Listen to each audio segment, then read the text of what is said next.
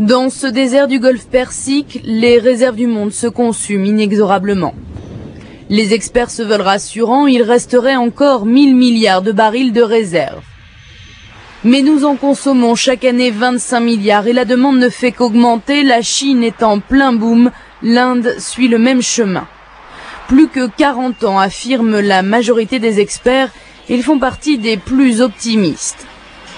40 ans encore d'un pétrole accessible et bon marché, mais à partir de 2040, il faudra compter sur les trésors cachés de la planète, des réserves hypothétiques ou inexploitables en l'état actuel de nos technologies. C'est en tout cas le discours optimiste et officiel relayé par cet expert de l'Institut français du pétrole. Même à l'horizon, pour prendre une autre vision, à l'horizon 2100, donc à la fin du siècle, vraisemblablement, bien sûr, beaucoup d'autres énergies devront être utilisées. Ce pétrole n'y suffira certainement pas, mais on devrait avoir encore une production de pétrole non négligeable qui pourrait assurer, par exemple, une partie des besoins en transport. Mais cette estimation officielle repose sur des données totalement biaisées.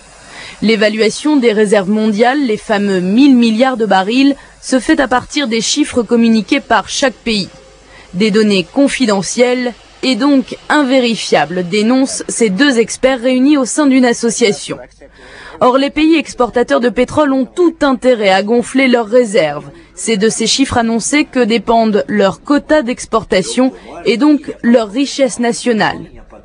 Décryptage des quotas avec le fondateur de l'association, ancien expert géologue des plus grands groupes pétroliers mondiaux. Pour le Koweït, ça donne 65, 64, 64, et tout d'un coup, ça augmente de 50%. Mais rien n'a changé dans les champs pétrolifères. C'est simplement l'OPEP qui a changé sa méthode de calcul des quotas. C'est-à-dire ce que les pays peuvent produire en fonction de leurs réserves. C'est très simple. Plus vous déclarez, plus vous pouvez produire. 300 milliards de barils de réserves déclarés en plus par l'OPEP entre 1985 et 90, soit 5 fois les réserves de la mer du Nord. Des chiffres que cet ancien de chez Total qualifie de réserves politiques. Pour lui, le pic du déclin pétrolier n'est pas dans 40 ans, mais dans quelques années. Tout ce qui est annoncé par les pays, les pays de l'OPEC, notamment l'Iran qui vient d'augmenter ses réserves, de passer de 90 à 130 avec simplement but d'être plus gros que l'Irak. Et ça soit basé sur des découvertes importantes.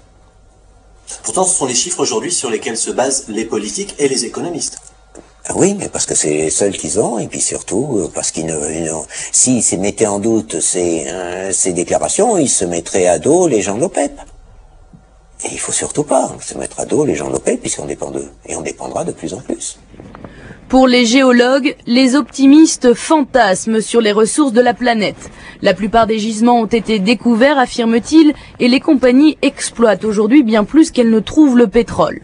La seule ressource disponible, insiste cet ancien géologue de Elf, sera bientôt le pétrole lourd, plus vraiment des gisements. Ce qui est simple à comprendre, c'est qu'on découvre les gros, les plus faciles, les premiers. Hein, et ce qui reste, c'est les plus petits.